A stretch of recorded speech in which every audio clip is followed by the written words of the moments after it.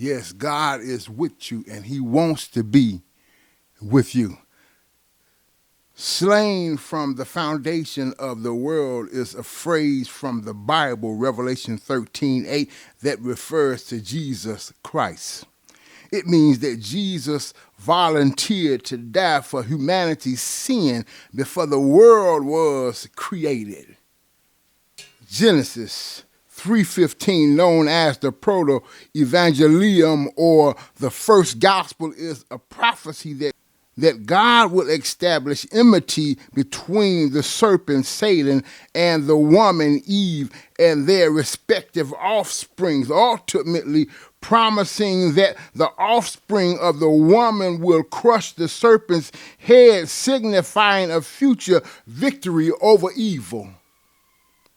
This verse is spoken by God to the serpent after Adam and Eve's disobedience in the Garden of Eden.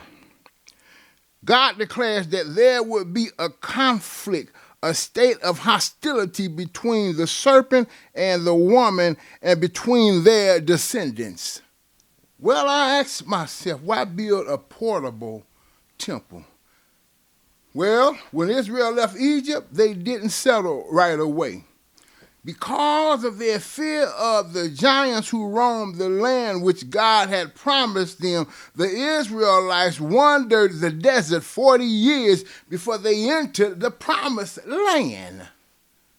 The tabernacle, a tent, was a portable temple constructed by Moses and the people of Israel during the wilderness wandering that preceded their arrival in the promised land.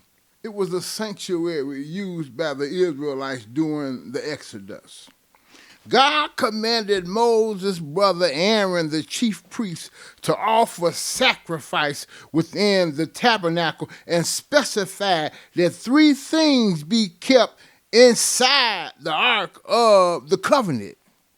The contents of the Ark are seen as personified by Jesus Christ.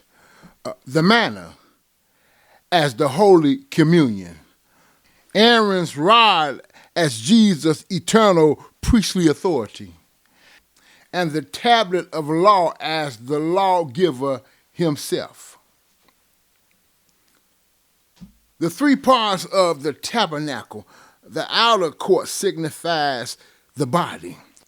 The holy place symbolizes the soul, while the Holy of Holies symbolizes the spirit. On the south side was the golden lampstand, menorah. On the north side stood the golden table of the bread of the presence. On the west side, just before the veil, was the golden altar of incense. Yeah, don't play God's worship cheap. In Exodus, only 1 lampstand was placed in the tabernacle to give light in the holy place. This unique lampstand symbolizes Christ as the embodiment and expression of the triune God. The substance of the lampstand was pure gold, which symbolizes God the Father in his divine nature. The table of showbread in the tabernacle with its 12 loaves of bread symbolized God's constant provision and covenantal relationship with Israel, foreshadowing Jesus as the bread of life and the new covenant. The golden altar of incense in the tabernacle symbolized the prayers and intercession of God's people rising to him like a sweet-smelling fragrance and represented Christ's ongoing mediation and ministry in heaven. Again I say, God wants to be with you. He wants to be with you. So the tabernacle was a place of worship requiring specific protocols and procedures to draw near to God. Each requirement was for the express purpose of providing a possible means for God's people to dwell with him per God's request, and all of them also pointed to what Jesus Christ would do in the future. Man, Exodus 25:8, let them make me a sanctuary that I may dwell among them. God, he wants to be the center of your life. He wants to be the center place. God wants to be the center of your life. God gave the tabernacle in order that they would have a centerpiece for their worship and activity. The tabernacle represented Yahweh's house among the Israelites. He himself was symbolically represented as dwelling in the back room of the house by means of the ark. The tabernacle literally means place of dwelling, that God literally lived within the means of its sacred confines. The tabernacle was set up in the precise center of the camp, symbolizing the idea that God was to be the center of his people's lives. The tabernacle means to dwell, because God did not dwell in the hearts of humans until after Christ's death and resurrection. He would dwell in a certain place during the time of the Old Testament. Oh, I need you in my life. Yes, I do. God wants to be with you, and I know that. I know it. Mishkan, a Hebrew word, 4,908, a construction made of leather and goat hair. The tabernacle was a tangible representation of God's presence among his people, where they could meet and worship him. It was mobile. It was a mobile temple. During the Israelites' journey through the wilderness, the portable tent allowed them to maintain their religious practices and connection with God wherever they went. It moved from Gilgal to Shiloh, Joshua 8:1. It was a place of worship and sacrifice, seeking God's forgiveness and guidance. There was more than one kind of offering presented. The offering furnished part of the spiritual significance of the sacrificial system. You see, first, sin had to be dealt with.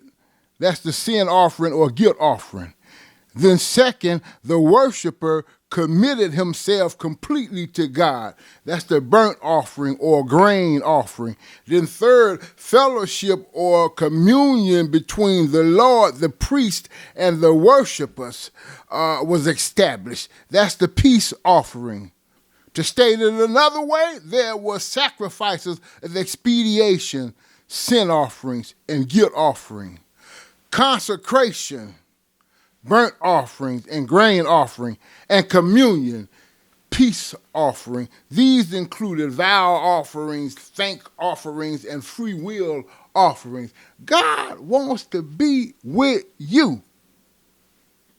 And so it symbolized God's holiness and desire to have a relationship with his people, even in their fallen state.